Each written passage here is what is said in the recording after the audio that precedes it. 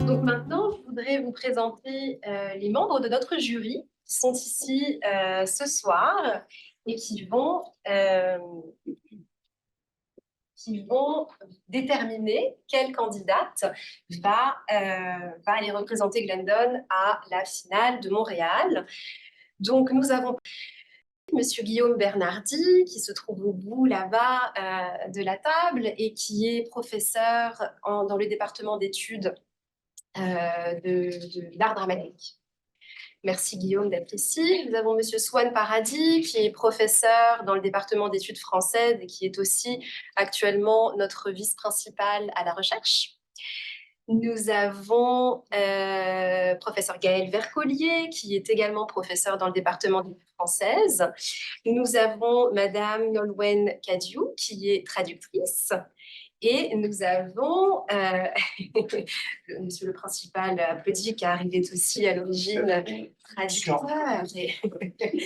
Et nous avons Madame Julie Van Gelder, qui est directrice de la communication de l'Association canadienne des optométristes et qui a aussi offert à nos candidates un atelier dont elles ont beaucoup bénéficié. Donc, merci beaucoup. Notre jury est là avec les critères officiels du concours d'Élite Talent pour départager les candidates. Mais vous, cher public, vous allez aussi avoir un rôle à jouer ce soir parce que nous allons procéder à un vote pour le prix du public. Donc, vous aurez à l'issue des discours de nos candidates la possibilité de voter pour le discours qui vous a le plus plu et la gagnante aura un petit prix supplémentaire. Voilà, il me reste donc à vous présenter nos finalistes.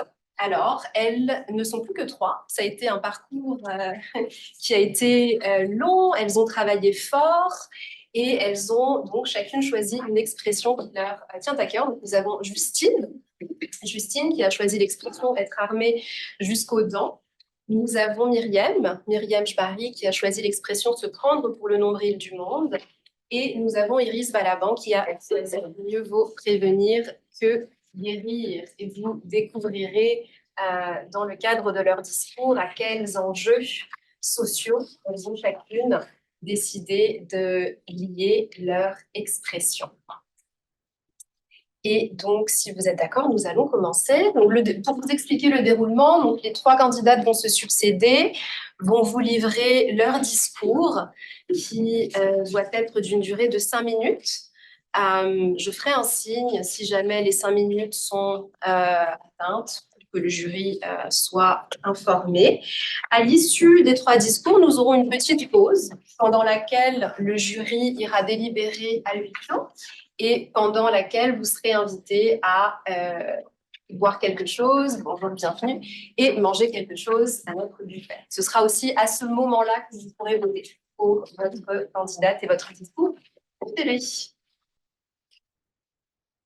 Et donc, pour commencer, j'invite Justine Guivarch à venir prendre place.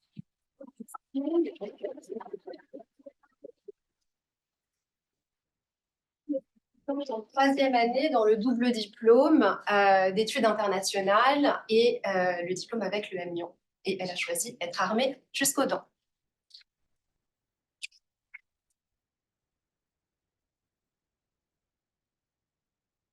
Le savoir est une arme, un pouvoir, un devoir. Alors, lorsqu'on a 20 ans et que l'on est plus perdu que jamais, cela semble être légitime de vouloir s'armer jusqu'aux dents pour affronter les défis de la vie. Faire les bons choix au bon moment, armé de réflexion. On m'a toujours appris à saisir les opportunités. Alors, quand ce fut le moment pour moi de choisir mon programme d'études, j'ai opté pour des études longues avec des termes que je trouvais impressionnants. Business management et relations internationales. Cela me semblait être une bonne première arme. Depuis le XVe siècle, l'expression « armée jusqu'aux dents » est utilisé pour décrire quelqu'un ou quelque chose qui est préparé ou équipé de manière excessive pour affronter une situation. Excessive. Sommes-nous, mesdames et messieurs, excessivement armés face à ce monde? Peu importe le nom de notre diplôme ou le nombre de nos années d'études, sommes-nous prêts? En ancien français, on utilise également l'expression « armé jusqu'aux ongles ». L'utilisation des ongles ou des dents semble figurer que l'on est habillé d'armes dont on ne soupçonne pas l'existence. Des armes invisibles qui pourtant pourraient bien constituer notre identité. L'éducation nous donne accès à des armes de réflexion.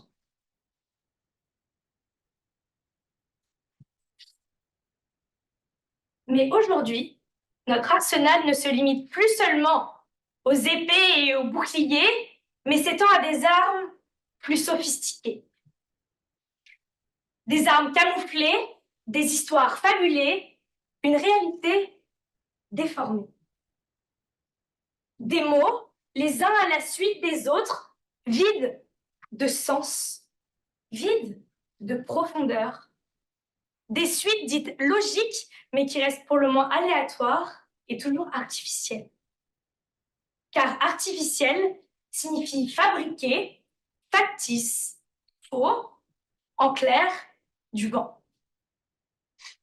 Dans sa course à l'armement, l'homme a inventé l'intelligence artificielle, car notre intelligence propre semble limitée et soit facilement irritée et altérée par nos sensibilités. On choisit la facilité quand on tape ChatGPT sur son clavier. Un peu comme un génie qui a réponse à tout, lui qui n'est pas dyslexique.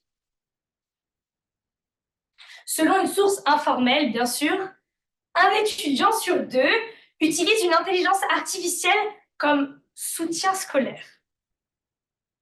Une chose est sûre, c'est l'ennemi numéro 1 du corps professoral. Il est pourtant stipulé dans certains papiers qu'il est interdit d'utiliser ChatGPT pour toute production écrite ou orale, sous peine parfois même d'exclusion. L'intégrité académique serait donc remise en cause par cet outil qui pousse à la standardisation des esprits. Les mêmes mots, les mêmes expressions, les mêmes opinions.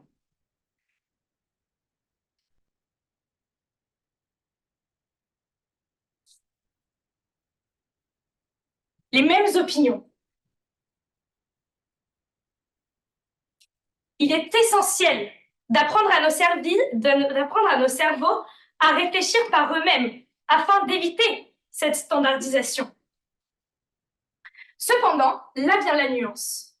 Artificiel signifie fabriqué par l'homme et non par la nature.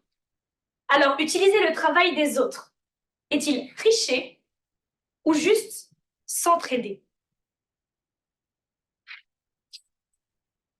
Depuis que je suis petite, ma mère me répète « Justine, ne sois pas égoïste, il faut partager ».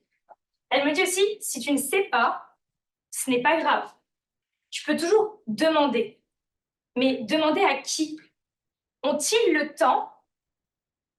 Alors, comme les autres, j'ai suivi le mouvement et j'ai fait appel à celui que je considère comme un ami, capable de m'aider à tout moment, sans délai, sans rendez-vous, sans même me juger.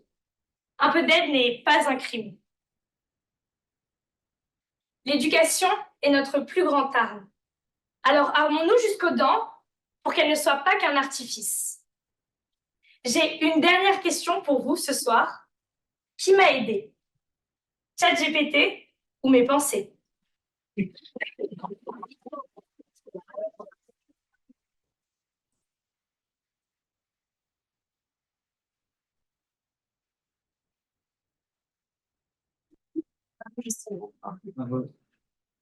Pas évident d'ouvrir le bal en plus.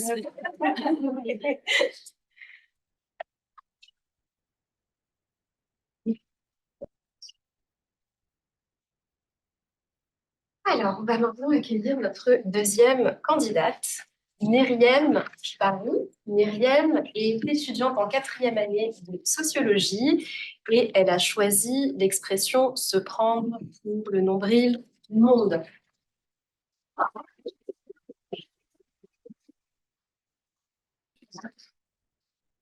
Donc, il y a quelques années, j'ai quitté ma terre natale pour m'installer ici au Canada. Et c'est sur cette terre d'accueil que j'ai connu la merveilleuse aventure de la maternité.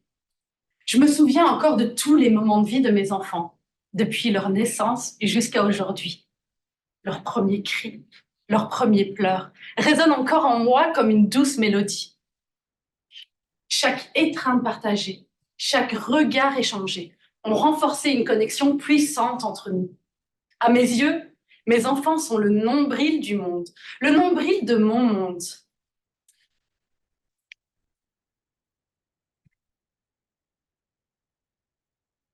Ils occupent le centre de toutes mes préoccupations, comme si le monde entier tournait autour de leur bonheur et de leur sécurité. Pourtant, l'expression française « se prendre pour le nombril du monde » évoque souvent un égocentrisme excessif, une incapacité à regarder au-delà de ses préoccupations, absorbé par ses propres intérêts jusqu'à en oublier l'existence des autres. L'origine de cette expression remonte au XVIIe siècle. À cette époque, on utilisait l'expression « le nombril de la terre » pour désigner le point central de quelque chose. L'idée derrière cette expression est que le nombril est situé au centre du corps, représentant ainsi le centre de l'attention. Et au fil du temps, l'expression a évolué pour désigner quelqu'un qui se prend pour le centre du monde. Mais le nombril, c'est aussi cette cicatrice qui lie toutes les mères à leur enfant, à travers le cordon ombilical. Ce cordon symbolise un lien intime entre eux. C'est ce lien qui permet la croissance et la survie de l'être que nous portons, et qui persiste même après la naissance. Car la mère, c'est celle qui ressent, au milieu des moments de joie et de bonheur de son enfant, un bonheur immense. Et au moindre chagrin, au moindre bobo, son cœur se serre et une douleur intense la traverse, comme si c'était elle qui souffrait. Je vous invite à fermer les yeux un instant. Imaginez cette scène déchirante. Sous le bruit assourdissant des bombes à répétition. Imaginez cette mère qui étreint le corps de son enfant, inanimé.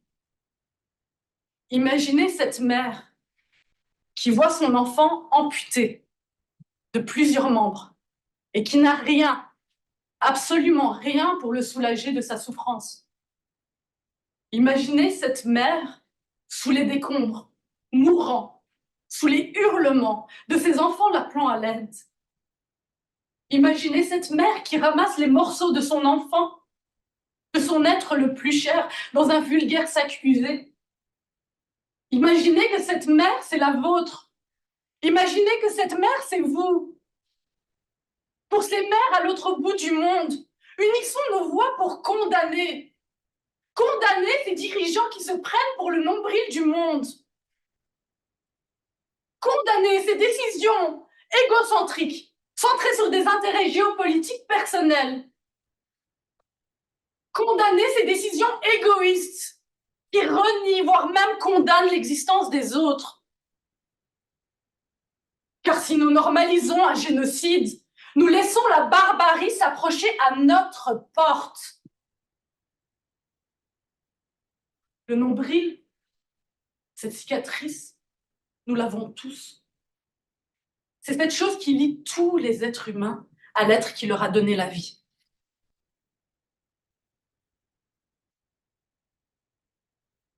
Si désormais, le nombril du monde était ce lien qui nous unit, si nous pouvions collectivement reconnaître ce lien, peut-être pourrions-nous œuvrer ensemble pour un monde où aucune mère n'aurait à subir les tragédies auxquelles nous assistons. Un monde où la compassion et la solidarité transcenderaient les frontières. élevant ainsi le nombril du monde au statut de lien sacré entre tous les êtres humains.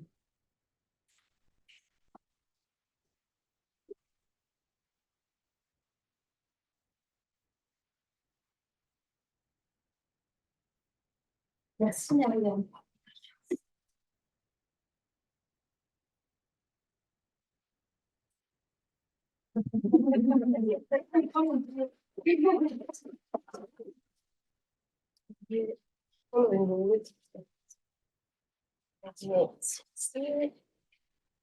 Excusez-moi.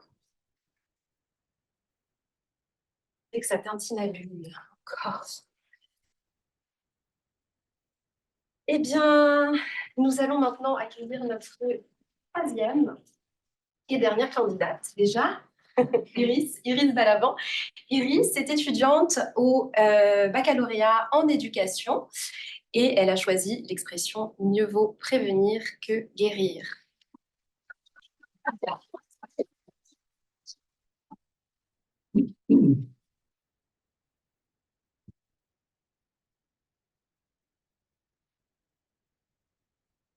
41 millions. 41 millions de personnes meurent chaque année de maladies chroniques.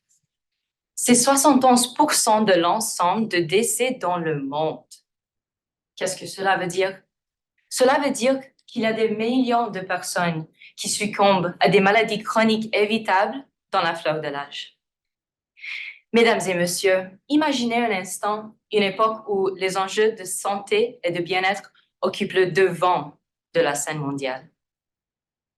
C'est dans ce contexte que je vous invite à réfléchir à une vérité universelle, une vérité que nous devons embrasser aujourd'hui plus que jamais. Mieux vaut prévenir que guérir. L'expression trouve son origine à la fin du XVe siècle sous la plume de Rabelais dans son œuvre Pantagruel. Il s'agit d'un rappel très simple et direct qu'il est bien plus sage de prévenir une maladie plutôt que de la guérir. Mais notre monde, écoute-t-il les sages? Les systèmes de santé en Amérique du Nord font souvent le contraire. Les problèmes de santé sont traités avec des médicaments et des drogues après qu'ils se sont manifestés, sans mettre aucun accent sur la prévention et l'amélioration du mode de vie. Pourtant, ailleurs, d'autres régions du monde privilégient cette prévention, cette proactivité. Singapour, comme exemple, une campagne nationale mise en œuvre pour inciter les gens à manger des aliments plus sains, à mener une vie plus active. On incite également les gens à rester proches de la population vieillissante afin de valoriser l'entretien familial. Pourquoi? Parce qu'améliorer le bien-être général réduit la charge qui pèse sur le système de santé. Dans les régions qu'on appelle les zones bleues, les communautés vivent plus longtemps et en meilleure santé. Alors, mieux vaut prévenir que guérir résonne dans ces espaces comme un principe directeur. Un mode de vie plus sain, holistique, incluant la prévention, la nutrition et les liens sociaux. Mieux vaut prévenir que guérir. Le régime alimentaire américain standard se caractérise par une forte dépendance à l'égard des aliments transformés, des huiles de graines et à l'exposition de diverses toxines. En fait, l'huile de canola a été développée pour la première fois à Winnipeg. Ces choix alimentaires entraînent des répercussions importantes parce qu'ils entraînent la prévalence des maladies telles que l'obésité, le diabète, les maladies cardiaques, qui auraient pu être considérablement réduites si l'on mettait l'accent sur la prévention. L'Amérique a-t-elle oublié la sagesse de Rabelais? Il est impératif que nous nous interrogions sur la source de nos aliments, sur la manière dont ils sont produits et sur les produits chimiques impliqués. Parce que si nous savions tous ce que contient un régime alimentaire américain standard, davantage de personnes pourraient éviter l'hôpital et une vie potentielle de pilule. Mesdames et messieurs, croyez-moi, je suis ni médecin ni scientifique, mais j'ai la sagesse de l'expérience. Moi, j'ai grandi à la ferme, dans un petit village, dans les montagnes, en Roumanie.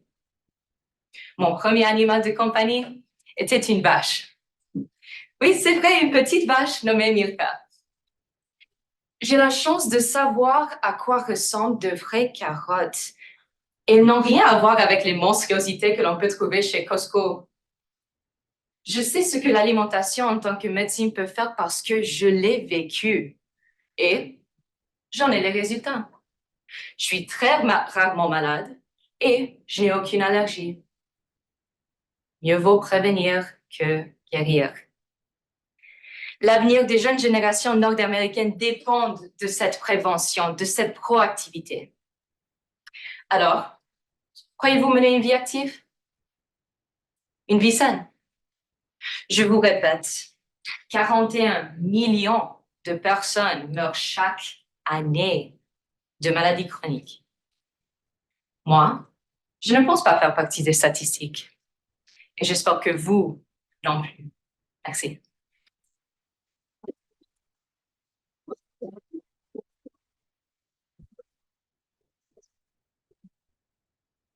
Merci beaucoup, Iris. On vous applaudit encore bien.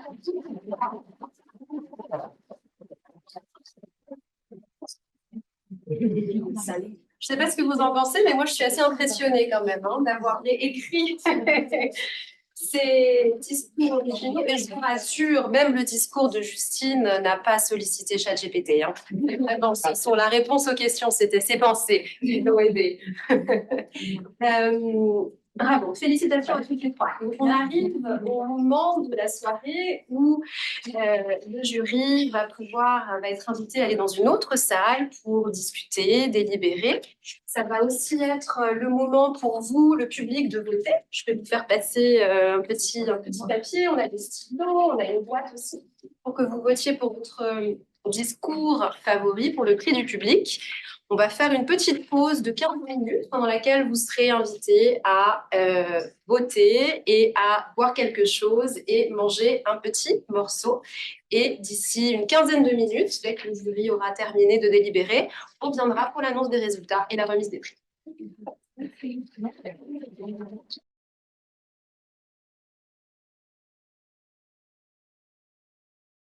Bien, nous allons reprendre. Merci de votre patience. J'espère que vous avez pu manger quelque chose, boire quelque chose. Je vais vous voir après l'annonce des résultats faire la même chose. Le jury a délibéré. Donc, je vais d'abord laisser Soit le Paradis faire l'annonce de leur choix et ensuite je vous parlerai du prix du public. Bon, avec le temps que ça a pris, vous devinez que ça n'a pas été facile. Donc, je voudrais premièrement féliciter mes collègues des membres du jury. Je pense qu'on a réussi à avoir un consensus à la fin. Donc, merci beaucoup. Félicitations aux trois candidats. Vraiment, c'était excessivement.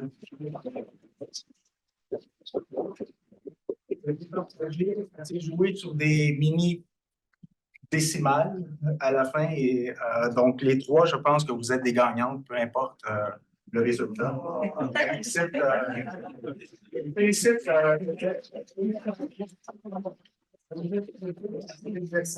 Alors, j'ai sorti quelques points que les juges ont bien voulu partager pour déterminer la gagnante. Donc, ce qui a marqué le jury, c'est la façon d'utiliser l'expression dans des sens contrastés. Ça a été noté. La façon d'aborder les positifs et les négatifs de l'expression utilisée. Donc, une vaste palette intellectuelle de sens possibles. Une grande variété de la palette d'émotions exprimées aussi lors de la prestation. Une très bonne gestuelle dramatique avec une tonalité juste. Donc ça a été aussi noté. Et le caractère très engagé de la prestation. Donc, pour toutes ces raisons, le jury en est venu à la conclusion que la gagnante de cette année de Glendon est Myriam.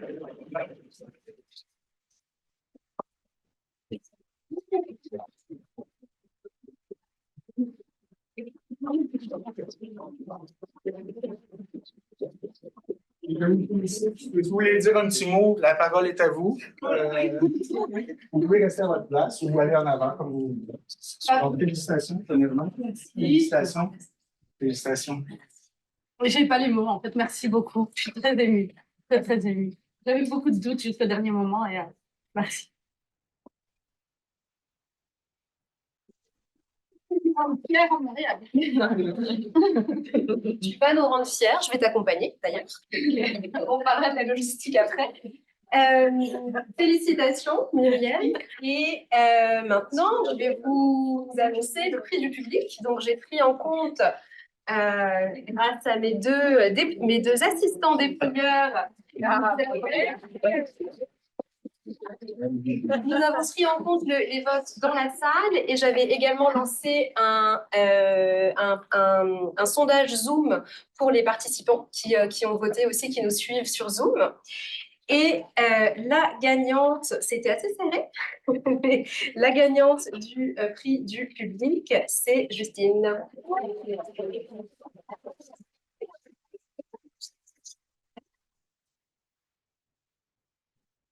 Comme l'a dit Swan, vous êtes toutes gagnantes ce soir, donc vous avez tous des petits lots. Ça, vous avez chacune un petit ensemble, un carnet et un stylo Glendon pour écrire vos prochains discours. Ainsi qu'une gourde pour rester hydratée. Et Justine, comme tu as gagné le prix du public, tu as gagné en plus une carte cadeau pour le site leslibraires.ca qui te permettra de soutenir les libraires indépendants et de pouvoir acheter des livres en français si tu le souhaites.